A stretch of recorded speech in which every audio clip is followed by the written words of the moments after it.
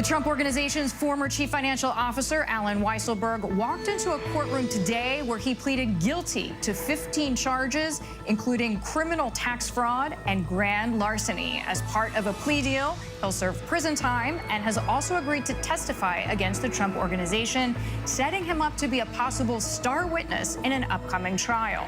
But how did his former bosses react?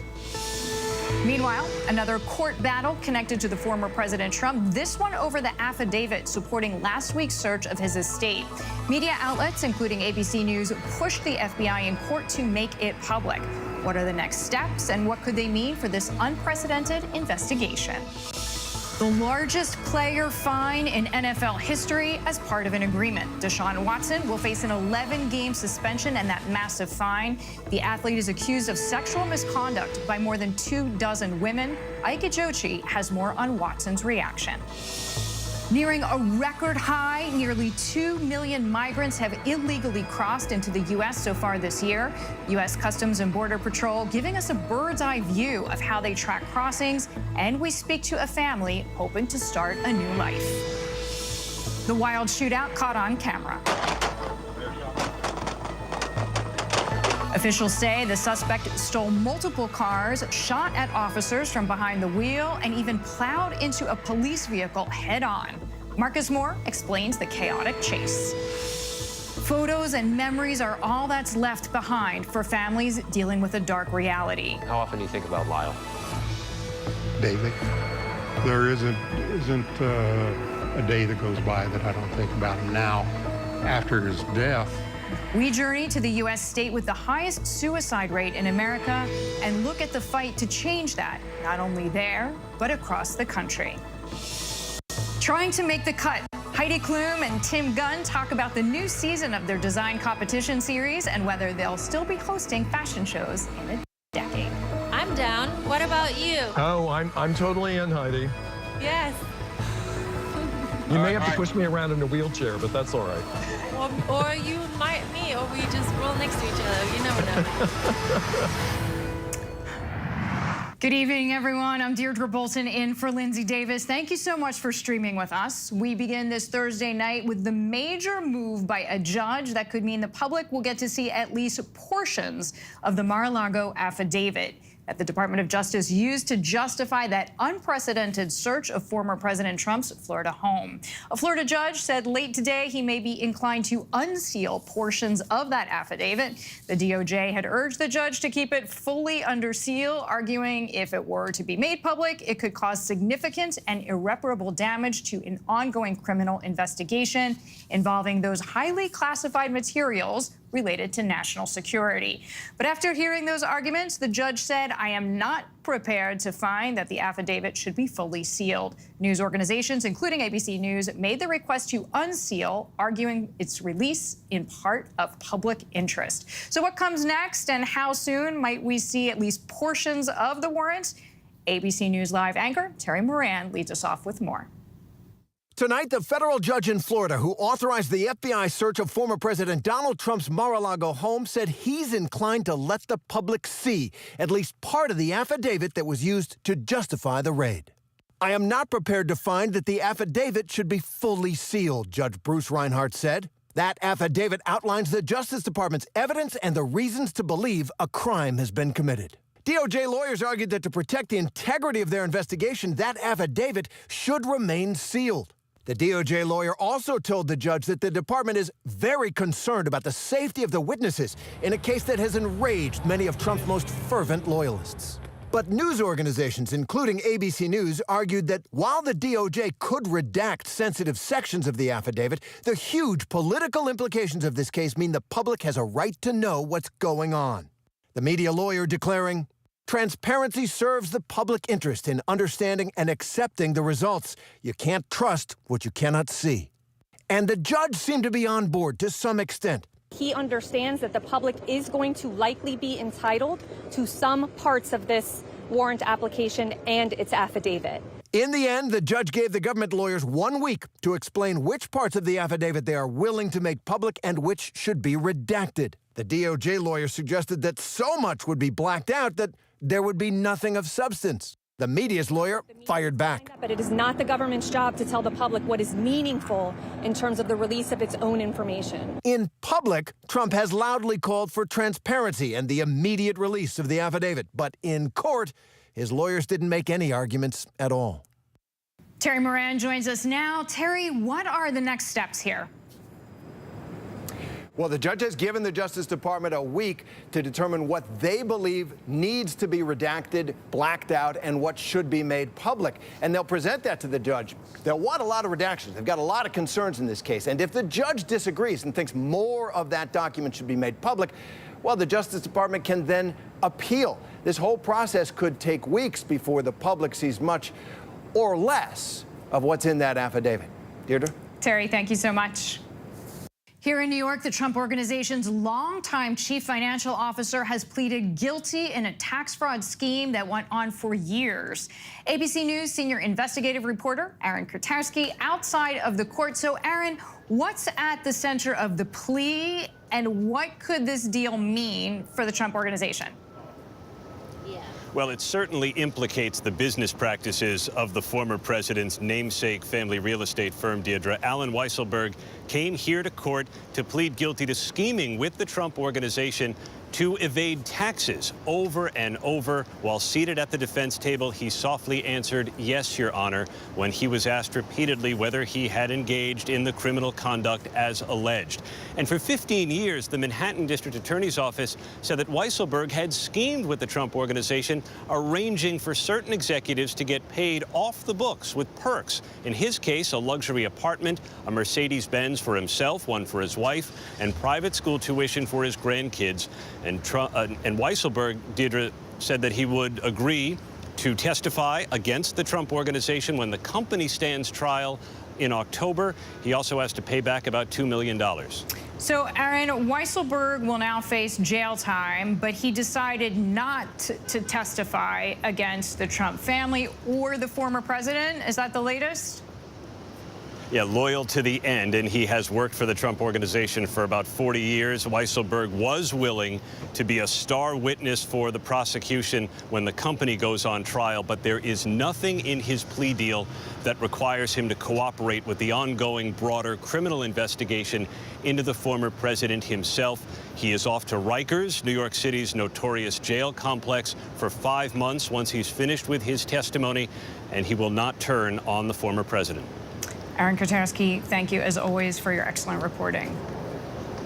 ABC contributor and former federal prosecutor Con Nowadays joins me now to discuss all of this. So, Con, thank you so much for being here.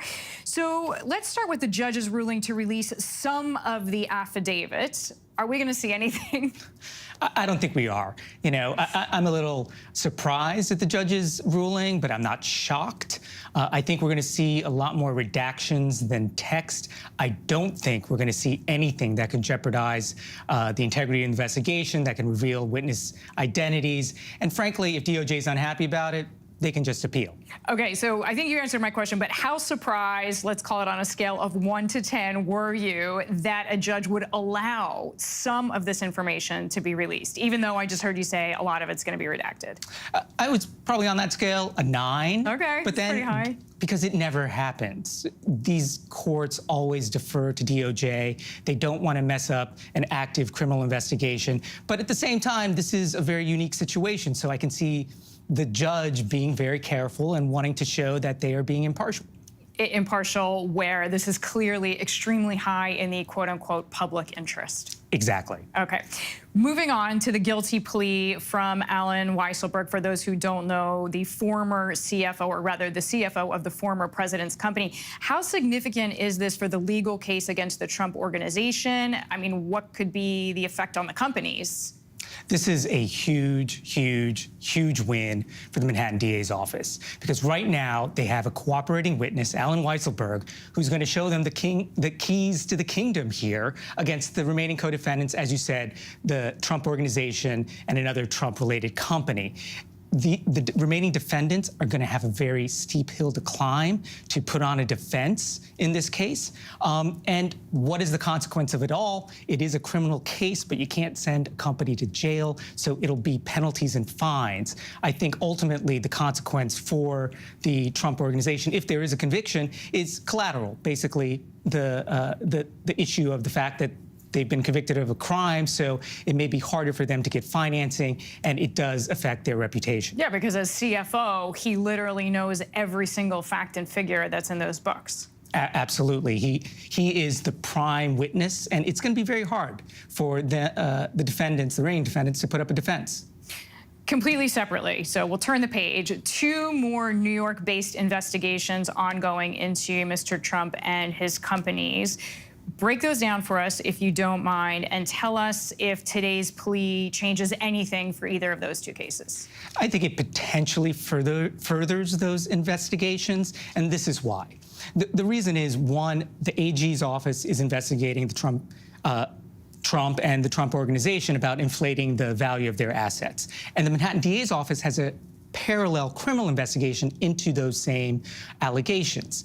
Now that you have Alan Weisselberg, who's pled guilty to certain crimes, these other law enforcement agencies, they can go subpoena him. They can go talk to him. He no longer has a Fifth Amendment right with respect to the conduct he's already pled guilty to. So you're saying once the information is out there for one case, it can be used in another, even if it's brought by a different body? Absolutely, and I think those other prosecutors, they're listening and paying attention. I'm sure they are. Con, thank you so much. Good to see you. Con Nowadays joining me there, former federal prosecutor and ABC contributor. Focusing now on the NFL and the largest player fine issued in its history, handing down a $5 million fine to Browns quarterback Deshaun Watson. He will also sit out 11 games, so it is over violating the league's personal conduct policy after at least 24 women accused him of sexual misconduct. This came after a massive backlash to the NFL's original 6-game suspension. Ike Janchi reports. Tonight, following the outrage over his initial punishment, the NFL and Players Association tonight agreeing on a more severe punishment for star Cleveland Browns quarterback Deshaun Watson. Watson, one of the game's highest paid players, accused by more than 24 women of sexual misconduct, including sexual assault. He'll now pay a record $5 million fine and serve an 11-game suspension without pay. His original suspension of 6 games by an arbitrator drawing protests from women's advocacy groups. The NFL itself then appealing, arguing the penalty was not sufficient. The NFL was under an enormous amount of pressure. Essentially, they wanted to create a new precedent for this kind of behavior. Watson will also undergo mandatory evaluations by behavioral experts. In a statement, Watson saying in part, "I take accountability for the decisions I made." But Watson today sticking to his story that he's innocent. Just because, settlements and things like that happen doesn't mean that a person is guilty for anything. 2 Texas grand juries declined to indict Watson on criminal charges, and Watson has agreed to settle all but one of his accusers' lawsuits. Ike Janchi joins us now. Ike, what is the attorney for Watson's accusers saying tonight? Well, Deirdre, that attorney who represents all 24 accusers remains unsatisfied, saying in a statement tonight the NFL has demonstrated that its ownership and the organization doesn't care about the accusers or the issues. Watson will be eligible to play again in late November. Deirdre? Ike, thank you very much. Now to the crisis at the border, where a record number of migrants are attempting to cross from Mexico, escaping violence and poverty in their home countries. But the governors of Texas and Arizona busing thousands of asylum seekers to New York City and Washington, D.C. ABC's Mariah Villarreal is in Eagle Pass, Texas. Tonight on the southern border, as the U.S. nears a record-breaking 2 million migrant encounters in 1 year, we got a bird's-eye view of the situation with Texas DPS. I can see a group of about 4 or 5 that have already made it across into the U.S., and a second group is now just crossing the Rio Grande, and looks like they're going to be intercepted by the crews on the ground. And on the ground in Eagle Pass, Texas, we watch as dozens of migrants cross into the U.S. A couple of the things that are interesting to me, as you can see, we have some very young kids that cross the river. They look like maybe 5, 6 years old. We met this Venezuelan family minutes after they entered the country. This is, he said, it's about a better future for their families, but also right now there's just nothing in Venezuela for them. Little Estefania and Victor say they want to work and learn English. Trabajar. Trabajar. Estudiar y trabajar. And they tell me they hope to get on one of the buses that Governor Abbott is sending to New York. Governor Abbott is using innocent human beings as a weapon against New York. That is wrong. Texas Governor Greg Abbott telling our Byron Pitts. Before we began busing illegal immigrants up to New York, it was just Texas and Arizona that bore the brunt of all of the chaos and all the problems that come with it. And while millions of migrants have been expelled using Title 42, the rule that lets agents kick out migrants without processing their asylum claims to stop the spread of COVID, many of those expelled simply turn around and come right back with little to no consequence. So this group was picked up here. Instantly, they ran their information. Border Patrol says they cannot, for whatever reason, request asylum. So they pulled them onto the bridge. Now they are walking straight over back into Mexico. So that is basically Title 42 in a nutshell. A vicious cycle with no viable solution in sight. Mariah Villarreal joins us now from Eagle Pass, Texas. So officials say they plan to keep sending these buses to New York and D.C. Are they headed to any other cities? And do the migrants have to get on those buses if they're told to do so?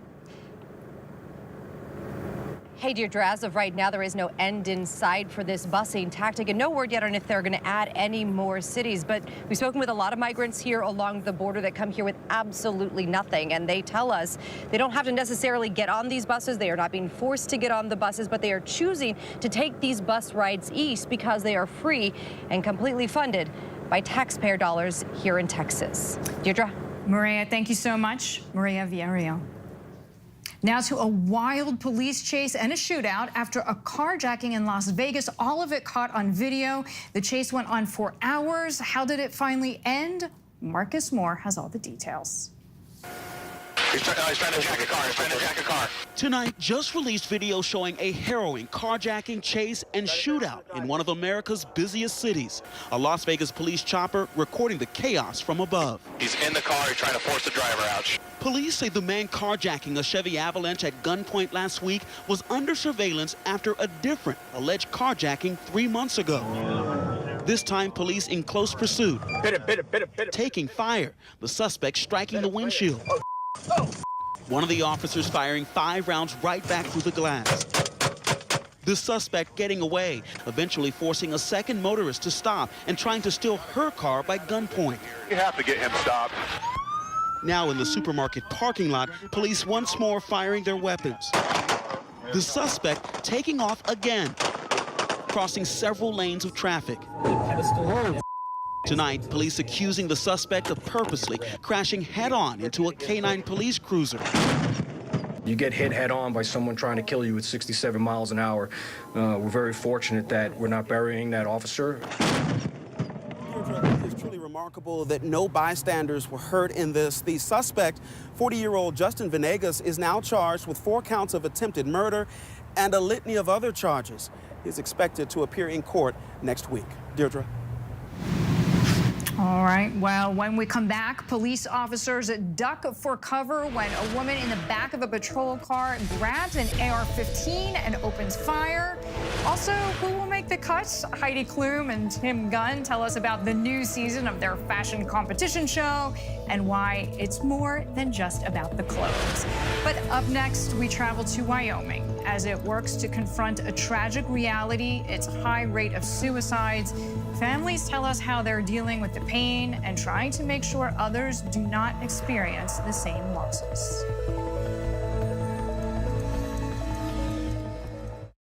With so much at stake, so much on the line, more Americans turn here than any place else. ABC News World News Tonight with David Muir, America's #1 most watched newscast, now streaming on ABC News Live. This is ABC News Live. The crush of families here in Poland. At refugee centers. In Putin's Russia. On the ground in Ukraine. Close to the front line. Here at the White House. Destructive Cat 4 storm. Here along I-5. Boston is in the bullseye. Let's go. We made it. ABC News Live, America's #1 streaming news. Anytime, anywhere. Streaming 24/7, straight to you for free. Thank you for making ABC News Live America's #1 streaming news. Admit it, these days, what you need to know seems to change just about every day. What is it that you really want to know, need to know? To help you not just get through your day, but to make the most of it. Feel smarter. Feel better. Feel happier. Well, how about a third hour of Good Morning America? GMA 3, what you need to know. Now streaming on ABC News Live. It's all about you. The hottest views in daytime are happening right here. We talk about things on this show that people don't talk about. That I can't wait to see. Honest takes from strong women. We need all hands on deck, and we need it right now. This is the time to speak out. Unafraid to get real. We stick by our points of view. We're all seeing it differently, and that's the beauty of The View. And that's why the most watched #1 daytime talk show is The View. Now streaming on ABC News Live. America is being poisoned with fentanyl, and we don't even know it. Just heard my wife screaming. She told me they had just died. 50 to 100 times more potent than morphine. Keep breathing, come on. It's poison. It's pure poison. A few grains of salt worth of fentanyl will kill you. Just my agency has seized enough to kill the entire country. ABC News Live presents Poisoned, America's Fentanyl Crisis. The powerful series, streaming free on ABC News Live. Take America's #1 news with you, anywhere you go, anytime, free. Download the ABC News app now. Breaking news, exclusives, 24/7. There for you with one touch. The ABC News app. Download it now. America's #1 news, ABC News. Most watched, most trusted, and streaming live to you, anytime, anywhere, and free. This is ABC News Live, America's #1 streaming news. Free to you 24/7. Watch America's #1 news whenever you want it, wherever you are, anytime. ABC News Live, streaming live and free on all platforms. It is a dark and sometimes invisible epidemic. Suicide is a major public health concern and among the leading causes of death in the United States. The new Lifeline 988 is aimed at helping people on the brink. But how is it implemented? ABC's Trevor Ault takes us to the windswept plains of Wyoming, where people are hopeful this new service will save lives. I've never been angry at my son. I've always been angry at me. The seconds pass inevitably. This year, Lyle Nyberger should be 33.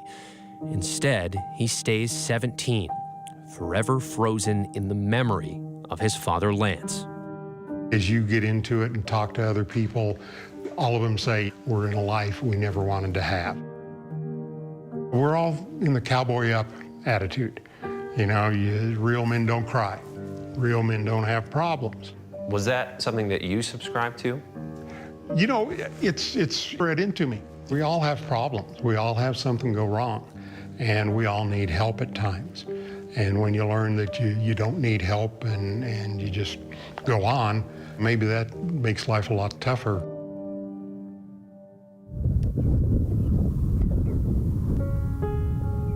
They say in Wyoming there's 2 seasons, winter and wind. Sometimes bitter and biting, others just a whisper. But when you're here, you feel it. And these days, the same can be said about suicide.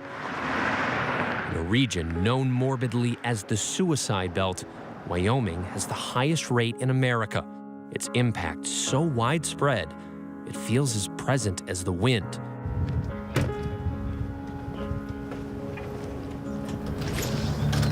Okay, and I'm Lance Nyberger. I'm the chair of the task force. And again, thank you for being here. The Natrona County Suicide Prevention Task Force is well aware of the problem. They meet once a month in Casper to plan events, pool resources, and keep track of the lives lost. Top of mind today, another first responder has died by suicide.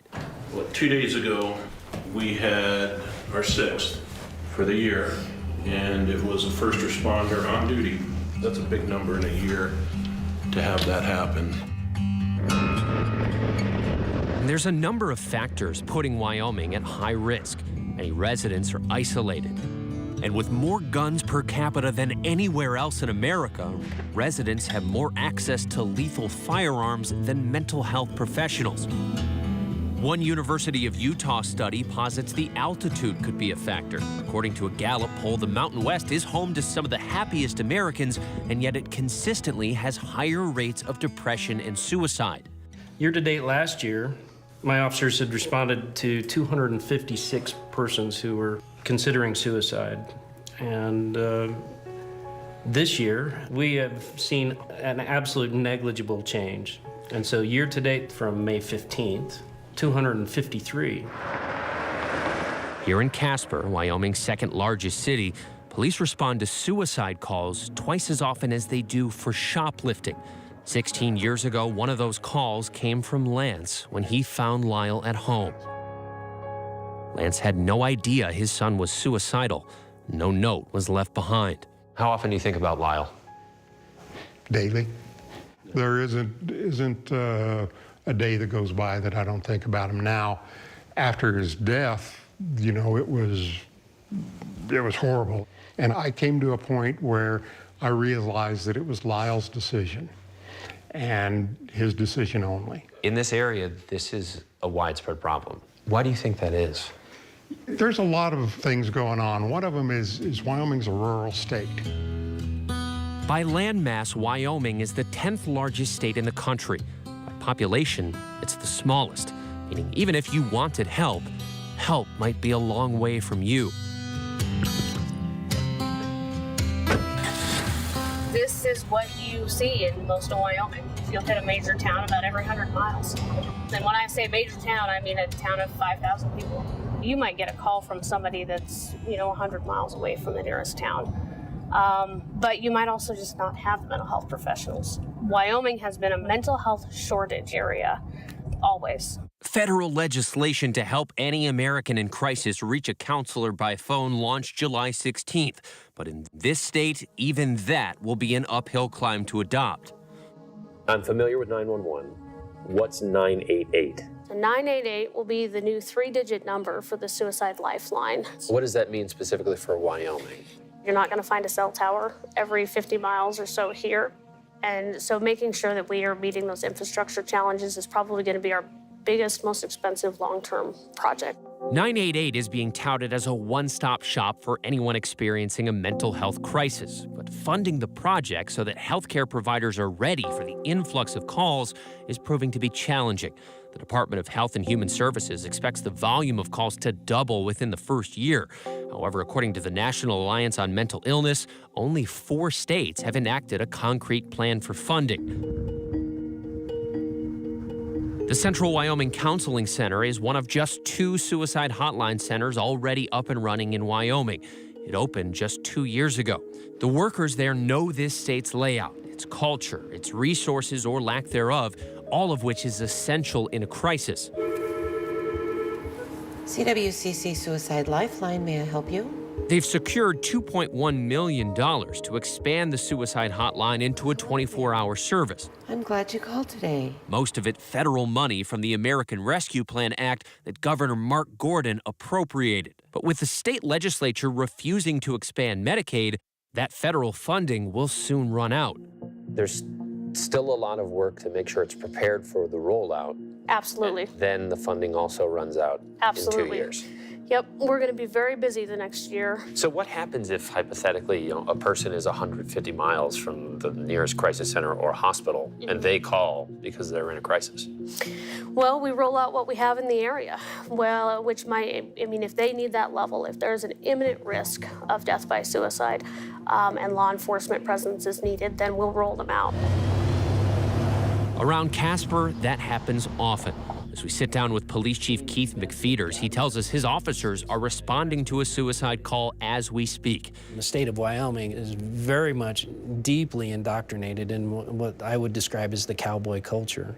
There's a cowboy code of ethics that really embodies, look, you know, whatever the world can throw at me, I can find my way through this. But suicide and mental health are things that you may not be able to just kind of pull yourself up by the bootstraps and see your way through. With this culture, it can be a bit like the fact you can lead a horse to water, but you can't make him drink. It's my job then to put water everywhere I can. I can make enough resources available to them that at least they know where to find it. And many who know the depths of suicide firsthand refuse to treat it as a foregone conclusion. It's like you living in this negative, I guess, self-made hell.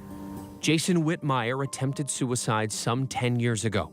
He now works with Lance on the task force to stop others from doing the same.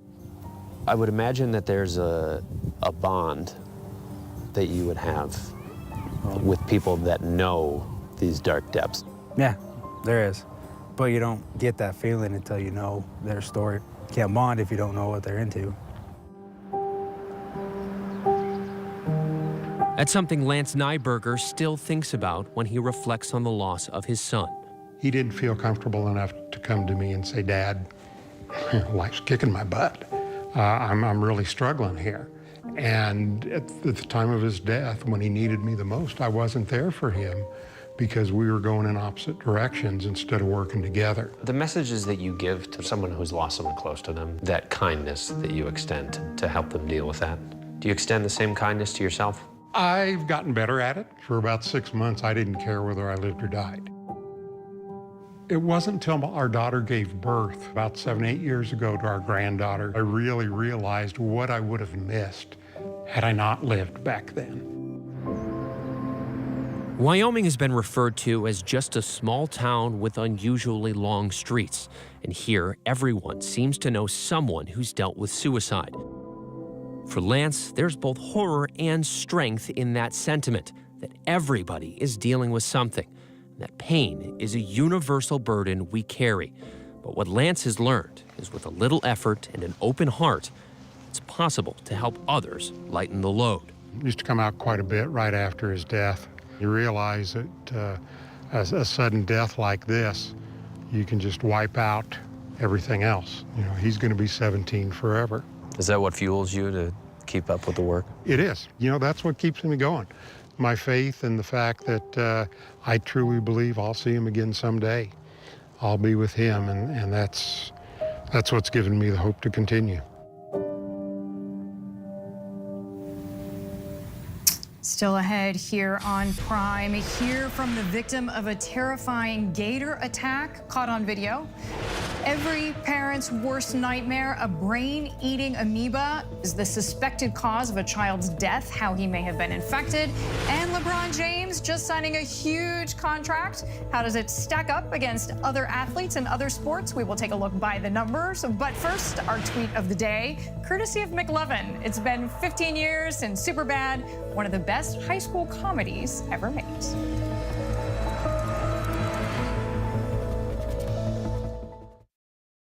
All right, here we go. You ready?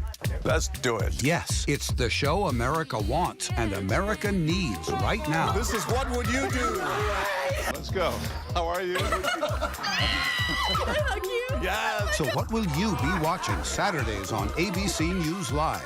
What would you do? Hey, I guess I just found out.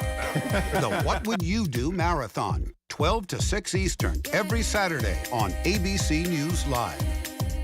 My favorite show. This is ABC News Live. The crush of families here in Poland. At refugee centers. In Putin's Russia. On the ground in Ukraine. Close to the front line. Here at the White House. Destructive Cat 4 storm. Here along I-5. Boston is in the bullseye. Let's go. We made it. ABC News Live, America's #1 streaming news. Anytime, anywhere. Streaming 24/7, straight to you for free. Thank you for making ABC News Live America's #1 streaming news.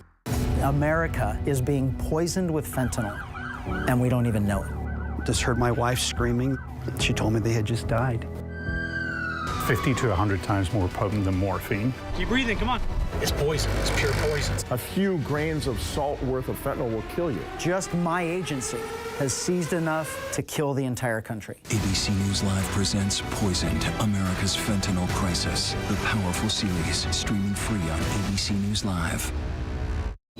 These days, with so much going on, it's hard to keep up. While others are recapping yesterday's headlines, we're bringing you the right now. This is the busy border crossing. Steel barricades, another strike. The right now look at the day ahead, how it affects you and your family. Record high gas prices. The threat of cyber warfare. Is peace possible? World News Now beginning at 2 a.m. Eastern, followed by America This Morning. America's #1 early morning news. Streaming here on ABC News Live. Take America's #1 news with you anywhere you go, anytime, free. Download the ABC News app now. Breaking news, exclusives, 24/7. There for you with one touch. The ABC News app. Download it now. As of today, in a big way, we have inaugurated abcnews.com. A lot has changed in our world since Peter made that announcement. But what hasn't changed is the commitment to groundbreaking reporting and innovation at abcnews.com. And here's to everything ahead. Los Angeles Lakers star LeBron James has a new contract lining him up to be the highest earning player in NBA history. We have a look at that, plus who's winning big in other major sports by the numbers. $97.1 million, that is what James will make with his new 2-year contract extension. James turned 38 this December, and the new contract keeps him in Laker purple and gold until at least 2024. That is the year his son, Bronny, currently a 17-year-old high school senior, will be NBA draft eligible, with LeBron saying he hopes they'll be able to team up for a father-son duo. $532 million in career earnings will make LeBron the highest earning NBA player ever, surpassing Brooklyn Nets Kevin Durant. And remember, this does not count endorsements. In baseball, $43.4 million a year makes pitcher Max Scherzer the highest paid player per year after he joined the New York Mets this season with a 3-year, $130 million contract. At $426 million over 12 years, baseball's biggest contract ever goes to Mike Trout with the Anaheim Angels, despite him winning 0 playoff games in his 12 seasons in the big leagues. Football's highest annual pay, $50 million a season, going to Packers quarterback Aaron Rodgers, whose new contract gives him a guaranteed $150.8 million over the next 3 seasons. Coming in at $450 million for 10 years, the largest NFL contract ever goes to Kansas City Chiefs QB Patrick Mahomes, who inked that contract extension in 2020. Top players in America's favorite pastimes earning top dollars for their talents. We still have a lot to get to here on Crime, how this SUV ended up driving through a busy shopping mall, and meet the online star taking the internet by storm through his signs. He even made one for us. It is tonight's TikTok. But first, a look at our top trending stories on abcnews.com.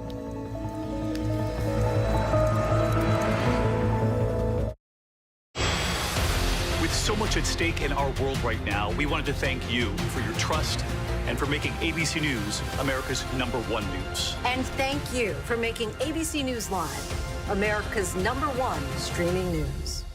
Friday night, a true crime love triangle. There is no way this story is going to end well. He was a married man. The affair was the worst kept secret. Tammy finds out and confronts Heather. Threats after threats. It wasn't pretty. 2020, Friday on ABC. National parks are incredibly safe places, but crime will happen.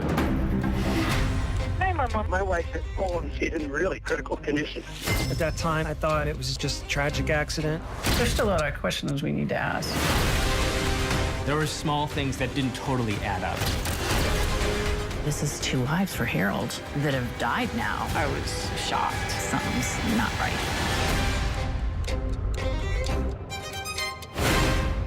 Admit it. These days, what you need to know Seems to change just about every day.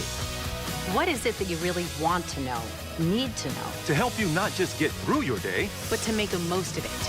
Feel smarter, feel better. feel happier. Well, how about a 3rd hour of Good Morning America? GMA 3, what you need to know. Now streaming on ABC News Live. It's all about you. I know what happened, and I'm not guilty. Why the fascination with criminal trials? Figure out what's really out there. She revealed she had murdered his family.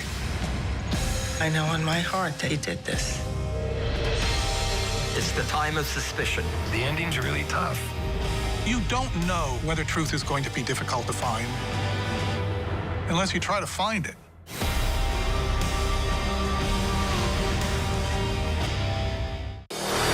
America's #1 news, ABC News. Most watched, most trusted, and streaming live to you anytime, anywhere, and free. This is ABC News Live, America's #1 streaming news, free to you 24/7. Watch America's #1 news whenever you want it, wherever you are, anytime. ABC News Live, streaming live and free on all platforms.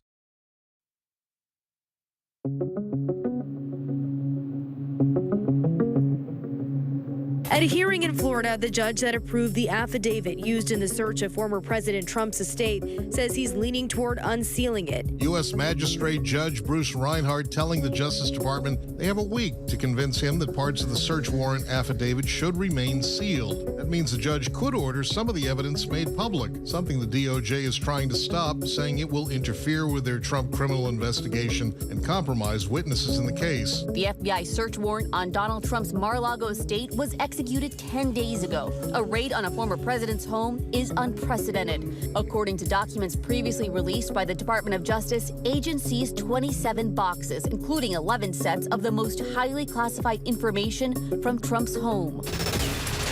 The former chief financial officer of the Trump Organization, Alan Weisselberg, pleaded guilty today to more than a dozen tax charges. He left court without comment, but his attorney said this was one of the most difficult decisions that Weisselberg has ever made, but he wanted to plead guilty to put what he called this nightmare behind him. The plea deal requires Weisselberg to testify truthfully at the trial of the Trump Organization. He also agreed to serve 5 months in prison. Minneapolis Public Schools is defending an agreement with the teachers union about how layoffs will be conducted.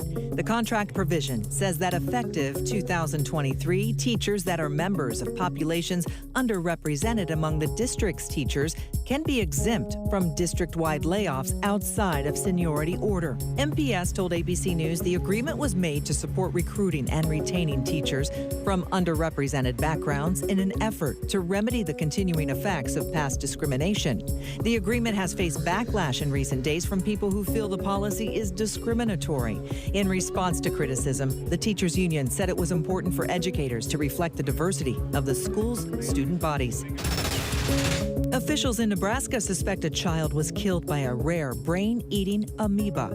The Douglas County Health Department said the child may have been infected while swimming in the Elkhorn River over the weekend. Officials are still awaiting test results from the CDC to confirm the infection, which can cause symptoms like headaches, fever, or nausea, and is considered rare but almost always fatal. If confirmed, it would be the first known death of its kind in Nebraska.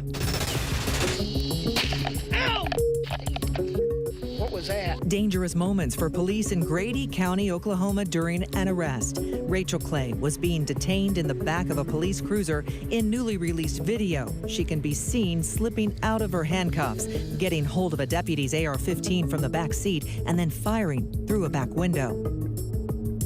Police say she barricaded herself for more than 4 hours before surrendering. One of the deputies and a civilian were treated for injuries. A harrowing tale of survival for a Florida firefighter. The man was being filmed while swimming in a lake near Tampa when he was attacked by an alligator. I immediately tried to open its jaws because I knew I was in a gator. When I felt the teeth, I immediately knew, and then as I opened it, I know that either I turned it or it turned me, but it was confused just as I was confused. And then it just let go. He swam to the dock and was taken to the hospital by a Good Samaritan, suffering major injuries to his jaw and skull, which required 6 hours of surgery. If you want to see this in any other way than a legit miracle, it's silly. Surprising and dangerous moments in a Massachusetts mall today when an SUV drove through it. Police say an elderly woman steered her car through the automatic doors down the central corridor on the mall's second floor. Surveillance video showing the SUV entering slowly, hitting a shopping cart dock, and then going around it to continue through the mall. Police describe the woman behind the wheel as confused. She was taken to a hospital for additional evaluation. Now to the Free Solo star's new feat. Alex Honnold has now climbed a 4,000-foot tall rock face that has never been climbed before. He spoke only to ABC News' Will Reeve after he reached that summit. Famed for the hair-raising and Oscar-winning documentary Free Solo, Alex Honnold was the first person to free solo or rock climb without any safety ropes Yosemite's daunting El Capitan. Does it feel different to be up there without a rope? It's obviously like much higher consequence. Another first. In a remote region of eastern Greenland, the climber on Wednesday reaching the top of Ingmikortilaq, one of the highest rock faces in the world that had not yet been climbed. If we manage to climb Ingmikortilaq, it'll be the biggest first ascent I've ever done. At 4,000 feet, the towering rock wall stands 1,000 feet taller than El Cap and almost 3 times the height of the Empire State Building. Honnold, part of a 6-person team that spent over a month on treacherous terrain just to reach the rock face. The epic journey filmed for an upcoming Disney Plus documentary from National Geographic. Honnold made the final jaw-dropping ascent to the peak with elite climber Hazel Findlay. We spoke by phone to Honnold shortly after he and Findlay reached that summit. Hey, it's Will Reeve. Congratulations. How are you feeling? Oh, pretty good. Pretty good. For those of us who will never make it to the top of a sea cliff, what does it feel like to reach the top? Oh, it was pretty satisfying. I mean, the view from the summit is incredible. It's this 360 panorama of these fjords and icebergs, and it's an incredible place to be. And honestly, there was on this particular climb, there was a fair amount of relief at having finished because the climbing was incredibly stressful and sort of dangerous. And so it felt good to finally be off the face. Turning now to the wonderful world of fashion, Amazon Prime Video coming back with season 3 of the designing competition, Making the Cut. Designers from all over the world come to stitch and create red carpet-worthy outfits. ABC's Phil Lipoff caught up with the creators and hosts Heidi Klum and Tim Gunn. Everybody's excited for the 3rd season. Hello, designers. Welcome to Making the Cut Season 3. Who's going to be the next great global fashion brand? Just tell me how this season is playing out. Is it different than the others? If so, how so? Well, Phil, it's always different because the designers are different, and they really bring the content to the show. And I have to say, I know Heidi agrees. It's a phenomenal group. And I think it's largely because they've seen the first 2 seasons of Making the Cut, so they know that the stakes are high and they know how tough the competition will be. The winner of Making the Cut will receive $1 million. It's also hard, you know, to put yourself out there like that and your creativity and be judged and seen. You know, a lot of the designers, you know, are not so out there in the sense that the clothes that do the talking. So now, you know, being visually themselves and their work, you know, I think is also hard for them. And I think that they're doing such a good job. Heidi, all you have to do is watch the trailer for this to see how excited you are and the energy you put into this. This is your chance to show us, the judges, and the world what your brand is all about. Make it amazing. You both do. Is it just because you love doing what you're doing? How do you keep the energy up like you do? Is it coffee? What's the secret? No, it's because we love what we do. It's like, you know, we love fashion. We're having the best time, and it still takes my breath away. When, you know, showtime happens, every time I'm blown away with what these people can do. I wish I was that talented. I wish I could do these things. That's why I still love it, and I know that's why Tim still loves it. Tim, Heidi mentions you're a teacher. You don't always see eye to eye with the contestants. Is that a tough love thing? Is that your part? How does that work and why? Well, I approach my mentoring duties very Socratically. I pummel people, the designers, with questions because I need information before I even deliver any words to them about how I'm feeling about their work. But my goal really is to get the designers to see what I'm seeing. The pressure is hitting me. One bad look after the next. Get the judges' voices out of your head. Because Making the Cut is really about the next great global fashion brand. Our conversation is much broader and deeper than being just about a pretty dress, or is it pretty or not? Right. And making the cut has given designers like Rafael, who hasn't been outside of Brazil until the show, and someone who's learned English just a few months ago, a shot at success. I leave everything in Brazil to be here. This competition decides my future. Diversity important to you on the show? And how does it help the other designers? Oh, it's critically important to us. And it's not just diversity of background, but diversity of point of view as a designer. And the designers learn from each other. It's a wonderful environment of making the cut, and one that's really robust and inspiring. It's important for us to have designers from many different countries in the world, because that's where we are seen. I said already before, 260 countries people get to see us. So we want to have, every time we have a new season, to pick people from different parts of the world. All you hear is your demons. I doubt myself. I've sacrificed being here without my son. My dad is gonna be very proud. I do this because this is my oxygen. Everyone kind of brings their flavor to the table, and that's why we love it so much, you know, because you really see how that infuses into their designs. Would you see the show going for 10 years? Would you do it as long as you possibly could to help as many designers as you possibly could? I'm down. What about you? Oh, I'm totally in, Heidi. Yes. You may have to push me around in a wheelchair, but that's all right. Or you might me, or we just roll next to each other. You never know. But either way, you'll be helping people, and I think that's the best part of this. You two are enormous in your own right, and you're helping people come up. What is so amazing about social media, and I know a lot of people, you know, talk down on it, but it has its positive sides and its negative sides. You know, if there was a designer in a small town somewhere, we would have never heard of them before. Now you have the opportunity to be seen because you can land on my Instagram scrolling, but also the negative side of it, there is a pool of amazing people now. So how do you cut through the noise? How do you still get seen? You know, there's many great people out there that are very talented. So that is the tricky part. Like, how do people get to see you and your talent? Heidi, Tim, what a pleasure to meet both of you. I'm here, and I'm ready to take over the world. Our thanks to Phil Lipoff. Making the Cut's new season starts streaming tomorrow. We turn now to our weekly segment, TikTok, where we take a closer look at the story behind the sensation. Searching for edgy bedroom decor or just want a conversation starter for your living room? Our next guest may have just what you're looking for. Austin Molno, best known as The Sign Guy, has racked up more than 4 million viewers who love watching him create custom vinyl street signs. Austin, welcome to the show. We're glad to have you. Thank you so much. Glad to be here. Well, your studio looks cool too. We'll talk about that in a minute. But some people make a living creating T-shirts or jewelry. You make street signs. How did you get started in this business? Man, I mean, I guess it started a long time ago. My first days in the sign shop here was when I was 12 years old. It's actually a family business. I've been working here my whole life. I worked through high school. I was working through college. And then COVID hit. And when COVID hit, just like everybody else, couldn't go to work, couldn't go to school. So I was stuck in my house. And during this time, I noticed TikTok started blowing up.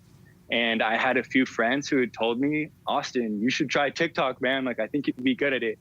So I kind of dabbled with it in my house during COVID and was able to get 15,000 followers just from my house. And then when I was able to go back to work, the first thing I did was I made a sign video, and that video got a couple million views. And I was like, okay, maybe we should try that again. So I do it again, and then it got 18 million views. And after that one, I had to go to my dad. I'm like, dude, we have a whole new marketplace here. You know, like the only signs that we had done were standard city signs. And I was noticing thousands of comments of people asking for custom signs. Yeah, so you have a lot of requests. Oh, yeah. So I went to my dad, and we put together a website where people can customize and order their own signs. So we only get to see short clips of your creative process online, but on average, we have to know, how long does it take you to make a sign? I get this question all the time. My recording probably takes me about 2 hours, and depending on the video, editing is another 2 hours. So we're looking at 4 to 5 hours on average per sign. Okay. ASMR, and I've heard some of the sounds, has grown really quickly into a phenomenon. So for those who don't know, it's designed as or defined as people pleasing sounds. I guess some call it oddly satisfying. And many of your videos follow this trend. We just want to show our viewers an example. Street sign ASMR.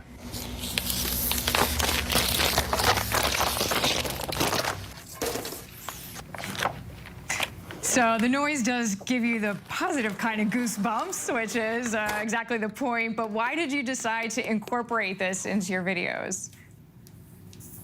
I mean, I had no idea about ASMR. I had no idea that making signs was satisfying. I've been doing this my whole entire life. So once I started posting these videos, I started seeing comments of people saying, wow, it's so satisfying. The noises are so nice. So I went out and I bought a microphone, and now I do full ASMR style videos, and people love it.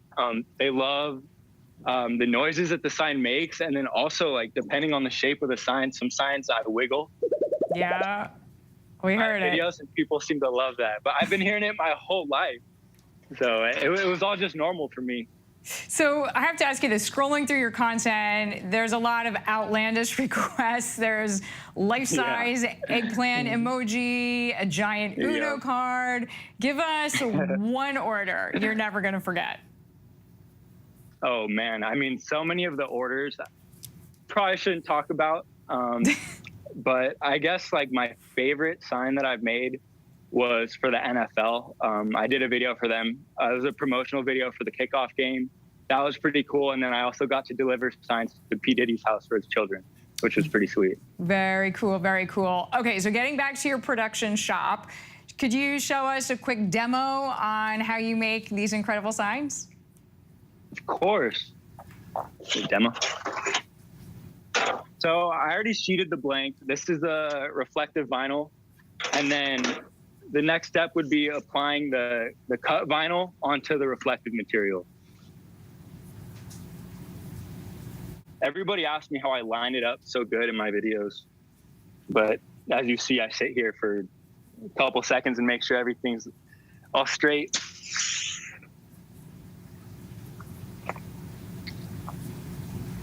So we apply one side first, and we roll it on, and that way we know the rest of the sign, it's not going to move at all. It's going to stay on straight. Okay.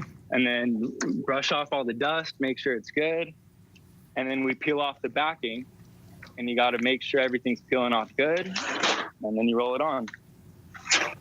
After this is called transfer tape because it transferred the black vinyl onto the orange sign. Sure. You just tear off the transfer tape.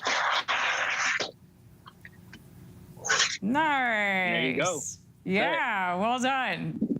Very cool. And a little ASMR to boot. Austin, thank you so much.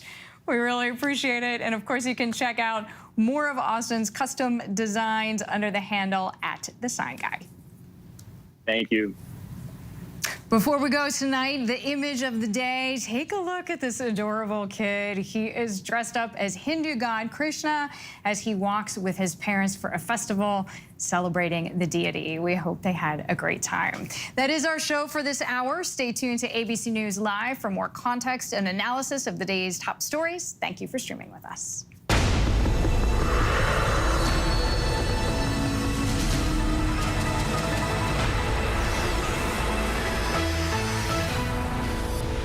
Coming up in the next hour, our conversation with one of the leading WHO doctors on monkeypox. Is that agency going to declare this the next global pandemic?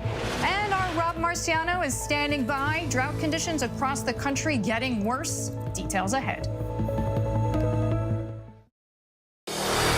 America's #1 news, ABC News. Most watched, most trusted, and streaming live to you anytime, anywhere, and free. This is ABC News Live, America's #1 streaming news. Free to you 24/7. Watch America's #1 news whenever you want it, wherever you are, anytime. ABC News Live, streaming live and free on all platforms. Take America's #1 news with you, anywhere you go, anytime, free. Download the ABC News app now. Breaking news, exclusives, 24/7. There for you with one touch. The ABC News app. Download it now. With so much at stake in our world right now, we wanted to thank you for your trust and for making ABC News America's #1 news. And thank you for making ABC News Live America's #1 streaming news.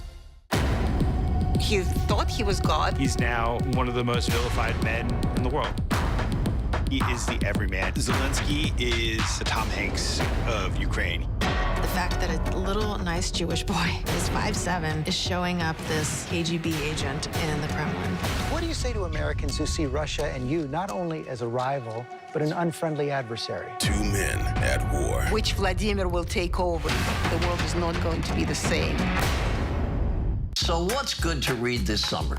Well, Kate and I have decided to jump in and help you. And we're talking with Oprah, John Irving, and so many popular authors and influencers. So we want you to join us. Myself, Charlie Gibson, and my daughter, Kate Gibson. Oh, hey, that's me. That is you. For the new podcast series, it is called The Bookcase with Kate and Charlie. We will make sure you love what you read. Listen anywhere and anytime. The Bookcase Podcast, wherever you get your podcasts. In for Lindsay Davis, thank you for streaming with us. We are monitoring several developments here at ABC News this hour. The U.S. has announced it will hold formal trade talks with Taiwan in a new show of support amid rising tensions with China. The talks will focus on agriculture, labor, digital, trade, and more. They come as Taiwan carried out live fire drills off their east coast today. China's military has been conducting exercises near Taiwan since Speaker Nancy Pelosi's recent visit to Taipei. 3 men have been indicted in connection with the jailhouse beating death of James Whitey Bulger, the notorious Boston gangster. The 3 men were charged Wednesday with conspiracy to commit first-degree murder. In October 2018, the 89-year-old Bulger was struck in the head multiple times, leading to his death while serving a sentence at the U.S. Penitentiary Hazleton in West Virginia. And officials say multiple fatalities have been reported after 2 planes collided in midair in Northern California while trying to land at a local airport. A single-engine Cessna with 1 person on board and a twin-engine Cessna with 2 people collided while the pilots were on their final approaches to a municipal airport in Watsonville, California, south of San Jose. No injuries on the ground were reported. The FAA and the NTSB will investigate. Now to the major move by a judge that could mean the public will get to see at least portions of the Mar-a-Lago affidavit that the Justice Department used to justify that unprecedented search of former President Trump's Florida home. A Florida judge said late today he may be inclined to unseal portions of that affidavit. Terry Moran reports. Tonight, the federal judge in Florida who authorized the FBI search of former President Donald Trump's Mar-a-Lago home said he's inclined to let the public see at least part of the affidavit that was used to justify the raid. I am not prepared to find that the affidavit should be fully sealed, Judge Bruce Reinhart said. That affidavit outlines the Justice Department's evidence and the reasons to believe a crime has been committed. DOJ lawyers argued that to protect the integrity of their investigation, that affidavit should remain sealed. The DOJ lawyer also told the judge that the department is very concerned about the safety of the witnesses in a case that has enraged many of Trump's most fervent loyalists. But news organizations, including ABC News, argued that while the DOJ could redact sensitive sections of the affidavit, the huge political implications of this case mean the public has a right to know what's going on. The media lawyer declaring, "Transparency serves the public interest in understanding and accepting the results. You can't trust what you cannot see." And the judge seemed to be on board to some extent. He understands that the public is going to likely be entitled to some parts of this warrant application and its affidavit. In the end, the judge gave the government lawyers 1 week to explain which parts of the affidavit they are willing to make public and which should be redacted. The DOJ lawyer suggested that so much would be blacked out that there would be nothing of substance. The media's lawyer fired back. But it is not the government's job to tell the public what is meaningful in terms of the release of its own information. In public, Trump has loudly called for transparency and the immediate release of the affidavit. But in court, his lawyers didn't make any arguments at all. Terry Moran joins us now. Terry, what are the next steps here? Well, the judge has given the Justice Department a week to determine what they believe needs to be redacted, blacked out, and what should be made public. And they'll present that to the judge. They'll want a lot of redactions. They've got a lot of concerns in this case. And if the judge disagrees and thinks more of that document should be made public, well, the Justice Department can then appeal. This whole process could take weeks before the public sees much or less of what's in that affidavit. Deirdre? Terry, thank you so much. Here in New York, the Trump Organization's longtime chief financial officer has pleaded guilty in a tax fraud scheme that went on for years. ABC News senior investigative reporter Aaron Kurtowski outside of the court. So, Aaron, what's at the center of the plea, and what could this deal mean for the Trump Organization? Well, it certainly implicates the business practices of the former president's namesake family real estate firm, Deirdre. Alan Weisselberg came here to court to plead guilty to scheming with the Trump Organization to evade taxes over and over. While seated at the defense table, he softly answered, "Yes, Your Honor," when he was asked repeatedly whether he had engaged in the criminal conduct as alleged. And for 15 years, the Manhattan District Attorney's Office said that Weisselberg had schemed with the Trump Organization, arranging for certain executives to get paid off the books with perks. In his case, a luxury apartment, a Mercedes-Benz for himself, one for his wife, and private school tuition for his grandkids. And Weisselberg, Deirdre, said that he would agree to testify against the Trump Organization when the company stands trial in October. He also has to pay back about $2 million. So, Aaron, Weisselberg will now face jail time, but he decided not to testify against the Trump family or the former president. Is that the latest?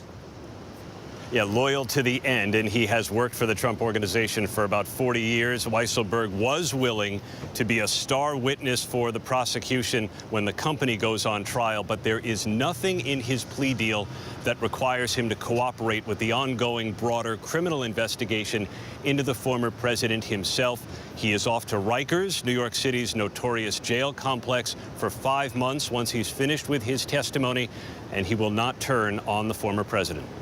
Aaron Kurtowski, thank you as always for your excellent reporting. Tonight, with monkeypox as a major concern, the U.S. government today has moved to boost vaccine supply by 1.8 million doses. And according to the CDC, at least 13,517 Americans have tested positive. There is a push to slow the spread and prevent this worldwide outbreak from getting worse. Joining us now, the World Health Organization's lead on monkeypox, Dr. Rosamond Lewis. Thank you so much for your time tonight, Dr. Lewis. Big picture, is the World Health Organization thinking about declaring monkeypox a pandemic? At the moment, the situation is that there are 38,000 cases of monkeypox in the world reported, right? It certainly is a concerning figure that the number of cases continues to rise. On the 23rd of July of this year, the World Health Organization declared a public health emergency of international concern. This is under the international health regulations, and it is the highest level of alert that the WHO can already declare. Okay. So we are on alert and doing everything possible. So focusing a little bit on the U.S., it accounts for about 1/3 of all cases worldwide. Why do you think that is? There are a number of countries that have concerning situations. So at the moment, there are other countries in the Americas that are also seeing steep increases in the number of cases. Part of that may be, of course, the spread of the virus. So another component may be, of course, increasing access to testing. There are countries in Europe that began their outbreak earlier, and they are already beginning to see some sort of leveling off of the new cases being reported. Dr. Lewis, when you speak about control, 98% of the cases have been among men, almost all of whom are men who have sex with other men. But how can you balance the need to warn gay men that they're at higher risk without stigmatizing them? It's a really fine line to walk, and it's a really most important question. So thank you for that. It's the most important work that any public health agency can be doing right now, and working with community organizations of people who are affected by this outbreak. Contributing to stigma is not a solution, not for anyone, because what happens with that is it actually undermines the outbreak response. Contributing to stigma in any way, it may drive people away from testing, drive people away from seeking vaccines. They may even drive people away from seeking care. And so in that way, the outbreak can continue to spread. That makes sense. And to your point that all segments of the population feel supported. We would like to do a quick rapid fire round through some of the common questions that people may have. I hope you're okay with that. But first up, can the virus be spread among people with no symptoms? This is something we don't know yet. We do know that people can have infection without symptoms, but it is not yet known whether they can spread it at that time. It's another area that we're monitoring very closely. Can you get infected twice? This has occurred. People have been infected more than once. We don't know yet how often this might happen. And what are the first signs of infection? The first signs of infection normally in the classic situation where monkeypox has been known for a very long time. This is not a new disease, remember? So the first symptoms have been fever, feeling unwell, backache, muscle aches, and then followed by a rash. In the outbreak we're seeing right now, sometimes that is flipped around. Sometimes people are having a rash and then followed by fever or other symptoms. And the rash can be milder, or it can be more severe. We are basically seeing a whole range of how this disease can present right now. Lastly, Dr. Lewis, with schools starting across the globe, there is a concern about cases starting to spread more among children.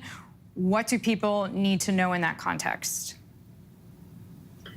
Well, the people who are at risk at the moment, so this pattern, as you've described, has been very consistent. And the folks who are at higher risk and need to figure out, what information they need to protect themselves are people who are having predominantly multiple sexual partners. It doesn't have to be only men. It can be other groups who may be having sexual activities with people that they don't know so well, or in situations where there are multiple partners at once. So this could happen on a college campus, for example. Obviously, we're talking about young people here. The risk to children is really quite low at the moment because the spread in the general population has not really manifested. It's not taken off. We have seen some children exposed in different ways, but numbers are really very small at the moment. And usually that happens in a household setting. And that is typical. That is very common. It has always been known that people can transmit through hugging, kissing, whether that be household members who also share towels, for example. And so historically for monkeypox, this has been described as the mode of transmission is close proximity in the household. That continues to occur in the original setting in the African context, and it is also occasionally now occurring in the outbreak in other parts of the world. Thank you for lending us your expertise, Dr. Rosamond Lewis. We really appreciate it.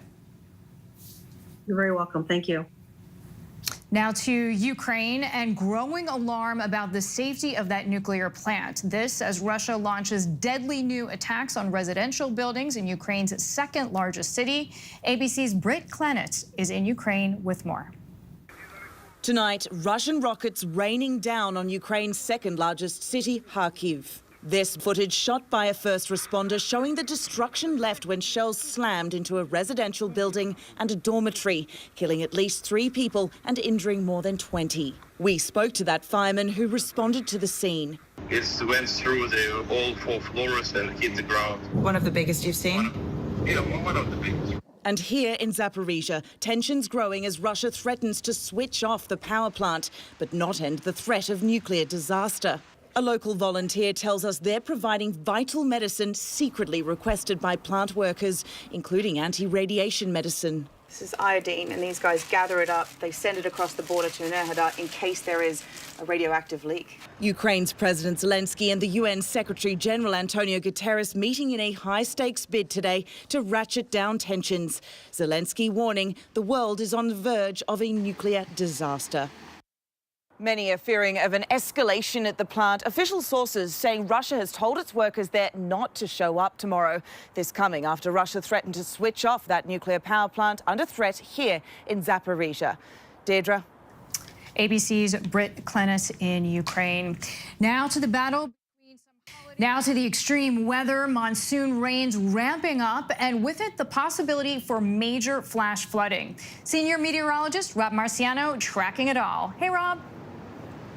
Hey, Deirdre, good to see you. We are looking at a monsoon season that has just been relentless in the Southwest. So many areas getting so much more rain than they're used to. In some areas, 800% of normal. We've got more watches and warnings out tonight. Just north of Sedona, there's a flash flood warning right now, and in southern parts of Utah, and then much of New Mexico and Arizona under new watches that will go into the weekend because this monsoon flow is only going to increase. Deep moisture coming in, Phoenix to Tucson, a moderate risk of seeing some flash flooding. Whenever we put that red on the map, you know we mean business. We'd love to get some of that rain here in the Northeast, where parts of the area, 50% dry or drought conditions, but certainly eastern New England has it the worst, including Boston. 99% of Rhode Island under extreme drought conditions right now. And as far as the extended outlook is concerned, the forecast trend is for no significant rainfall in this area for at least a week. Deirdre? Thank you, Rob. You bet. Now to the battle between some holiday music superstars. Mariah Carey trying to trademark the title Queen of Christmas. But many say she doesn't deserve the Christmas crown. ABC News' Mona Kosar Abdi has the story.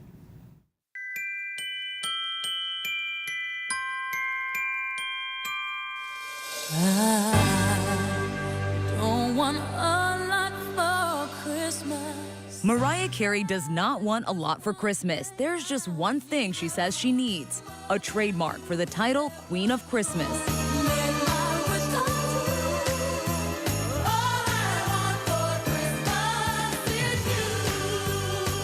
The pop superstar has been an institution of the holiday season for decades. All I Want for Christmas Is You reached #1 on the Billboard Hot 100 in the last 4 years, even though it was released in 1994.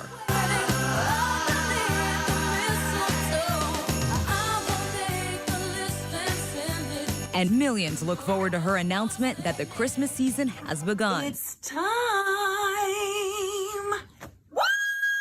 Now Carey is seeking to solidify her brand as the songbird supreme of the Yuletide season with a legal filing that would give her exclusive rights to use the title on everything from clothes to alcohol, dog products, and more. But not everyone agrees she deserves it. Singer Darlene Love also fighting back. The songstress, known for her hit, Christmas Baby, Please Come Home, Darlene Love, which she performed annually on The David Letterman Show as a holiday tradition. Telling ABC News in a statement, I adore Mariah Carey as an artist and songwriter, but to register the term Queen of Christmas as a trademark for her sole usage doesn't reflect on the holiday spirit of love and gratitude.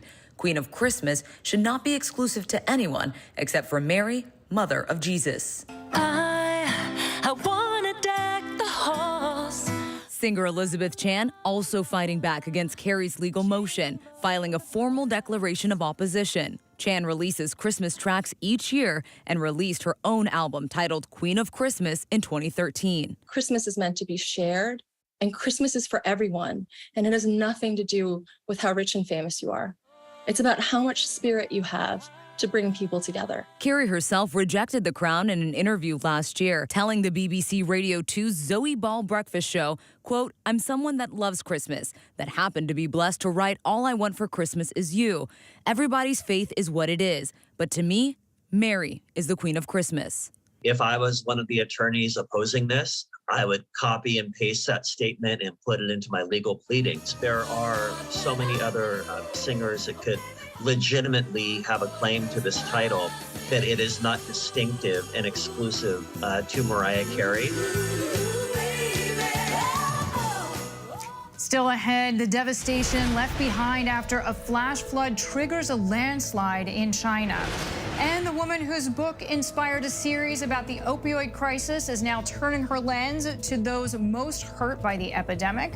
We speak with author Beth Macy about her latest project. This is ABC News Live. The crush of families here in Poland. At refugee centers in Putin's Russia. On the ground in Ukraine. Close to the front line. Here at the White House. Destructive Cat 4 storm. Here along I-5. Boston is in the bullseye. Let's go. We made it. ABC News Live, America's #1 streaming news. Anytime, anywhere. Streaming 24/7, straight to you for free. Thank you for making ABC News Live America's #1 streaming news.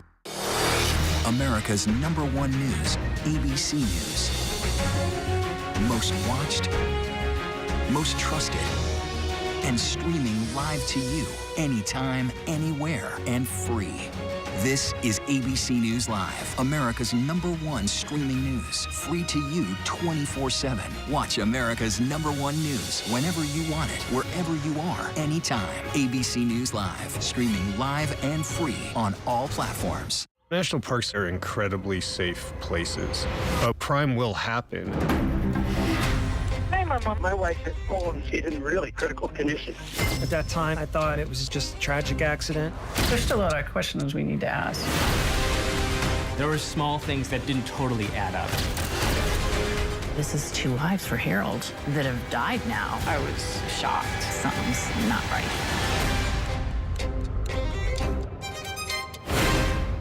Friday night, a true crime love triangle. There is no way this story is going to end well. He was a married man. The affair was the worst kept secret. Tammy finds out and confronts Heather. Threats after threats. It wasn't pretty. 2020, Friday on ABC. Take America's #1 news with you, anywhere you go, anytime, free. Download the ABC News app now. Breaking news, exclusives, 24/7. There for you with one touch. The ABC News app. Download it now. We're tracking several headlines from around the world. Chinese state media say that at least 16 people have died. 36 others were missing after a flash flood in western China. A sudden rainstorm triggered a landslide that diverted a river early Thursday, with flooding affecting an area with more than 6,000 people. Search and rescue efforts were underway as more rain is forecast to hit the country. Raging wildfires in eastern Algeria have killed at least 26 people, according to a report by the country's interior minister. Most of the victims were near the northern border with Tunisia, including 8 found on a public bus caught in the flames. The Interior Ministry reports that some 12 square miles of forests have been hit by the blazes since the start of August. And a bull causing some real panic in Lima, Peru, after escaping from a truck taking him to the slaughterhouse. The bull charged at residents, injuring one person while flipping over signs and tables outside of a store. Security cameras also captured the bull entering the store and wreaking more havoc there. The bull was eventually captured by locals after 40 minutes and taken away. His final fate is unclear. Beth Macy traced the opioid epidemic from the early days in rural America to the nationwide crisis that it is today in her best-selling book, Dope Sick: Dealers, Doctors, and the Drug Company That Addicted America. It was adapted into the critically acclaimed Hulu miniseries, Dope Sick, about how members of the Sackler family and Purdue Pharma allegedly sparked the opioid epidemic with the drug OxyContin. Here is a look. If OxyContin does what I think it can, it could soon become Purdue's first billion-dollar drug. Purdue continues to lie about the drug's safety to doctors, to patients, and the FDA. We have a major case here. She is now turning the lens to the fight for justice for those affected in her new book, Raising Lazarus, Hope, Justice, and the Future of America's Overdose Crisis. With me now, Beth Macy, author of Raising Lazarus. Beth, thank you so much for joining us. It's so good to see you and this very important work. So congratulations on its completion. I imagine it was a very emotional book to work on. It was, but in a lot of ways, it was more hopeful than Dopesick. My first book ended with, in tragedy, with a family that I'd gotten really close to, and the young woman that I'd been tracking for 2 years was murdered. And it was a story of a person being denied access to care. And so in this book, like 2/3 of the book is about the helpers and the people who are innovating treatments so that we can turn this back. So in some ways, this book is a continuation of the conversation that you started, so to speak, in the first book. Absolutely. The young woman that I was mentioning early, Tess Henry, described how she had been overprescribed OxyContin and other opioids at an urgent care center. And in 2015, she said, we need urgent care for the addicted. But she didn't really know what that looked like. And I didn't really either, because it didn't exist. And so this book, Raising Lazarus, is really about answering the question, what is urgent care for the addicted, and how do we get it to the 7 million people with opioid use disorder? Some of the personal narratives that you get into, one includes James Stroud, who is a former banker. What can you tell us about how he's doing today and how his story informed your overall work?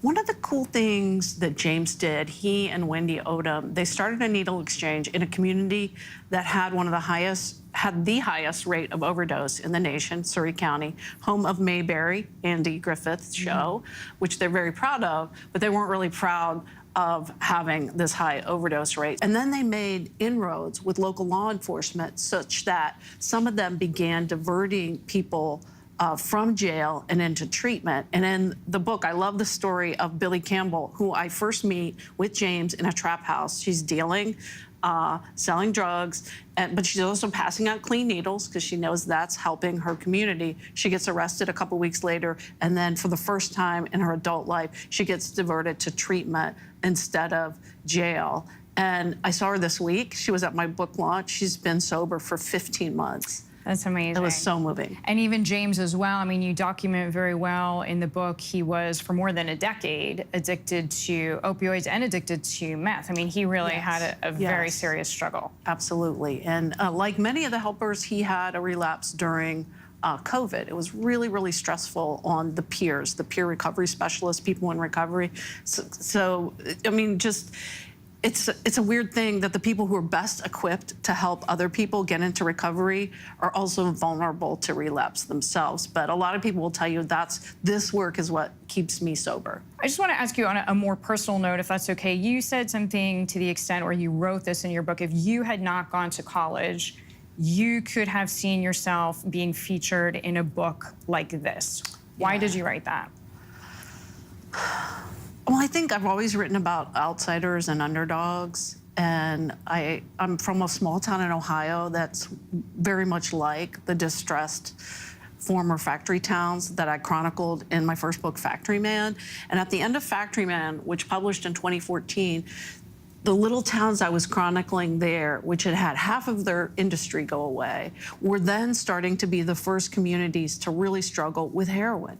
I think one of the reasons I like to tell these stories is I think this is a group, rural America has just really been left behind. People who live in the cities don't really know how bad it is in some of the places. And that's why it's so important that we've got to start to fix this treatment gap, because like in Surrey County, for instance, they couldn't fill the job openings. They can't fill the job openings they have because not enough people can pass a drug test. So it's really important to our economics as well. Yeah, another whole layer. Beth Macy, thank you so much for coming in. Raising Lazarus, Hope, Justice, and the Future of America's Overdose Crisis is now available wherever books are sold. And still to come, a 911 call comes from a zoo, but none of the humans there picked up the phone. We'll show you the surprising caller.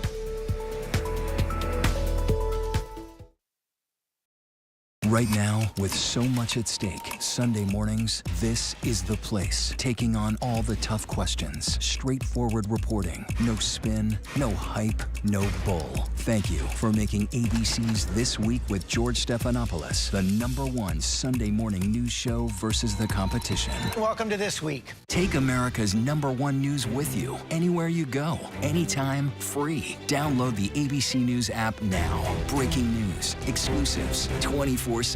There for you with one touch. The ABC News app. Download it now. This is ABC News Live Prime. Thanks so much for streaming with us. Live reporting, breaking news, exclusives, award-winning, powerful, eye-opening. ABC News Live Prime with Lindsay Davis. Streaming weeknights. Ready for a little GMA-ish promo? Okay, here we go.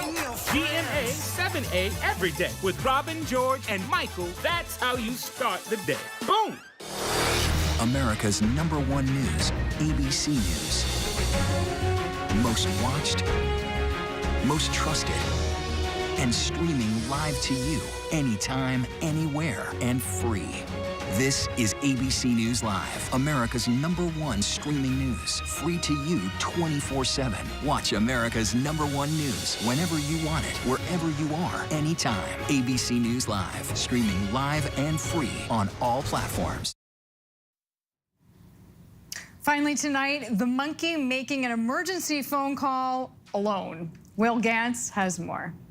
It's never a good idea to call 911 just for fun. That's a gibbon. Well, actually, in this case, it's a capuchin. What is that? Okay, don't mess my phone. Okay. The San Luis Obispo County Sheriff's Office receiving a 911 call on Saturday night that abruptly disconnected. Deputies sent to the location where that call was made, which turned out to be the Zoo to You near Paso Robles, California. We're like, hi, can we help you? And they're like, well, somebody called 911 from the zoo phone. And we're just like, uh-oh. And immediately, Lisa Jackson, Zoo to You's assistant director, was able to name not a prime suspect, but a primate suspect. Root, the 10-month-old capuchin monkey. Lisa driving the zoo cart earlier that day and the zoo's cell phone with her. And Root along for the ride as well. She grabbed it like she grabs all things, you know. And once a monkey grabs it, then of course it's hers. So she had it for a few minutes. And when I took it from her, I didn't pay attention at all. I didn't look at the phone. I just took it from her, put it back in the cart. Turns out Root had made more than one call to the sheriff's office. Did you know, like, immediately as soon as they said someone called 911? Yeah. This little girl, she texts my friend sometimes. The sheriff's office writing in a post, as you can tell from these photos, Root is a little embarrassed by the whole thing. But you can't really blame her. After all, monkey see, monkey do. I think it made everybody laugh. And it was something I think we all really need right now. Root, meanwhile, working on ordering bananas from Uber Eats. No, don't do it. Who's that? Who are you calling? But a little monkey business never hurt anybody. Bye, Root. Who's that? Oh. That is our show for tonight. Stay tuned to ABC News Live for more context and analysis of the day's top stories. I'm Deirdre Bolton. Thank you for streaming with us.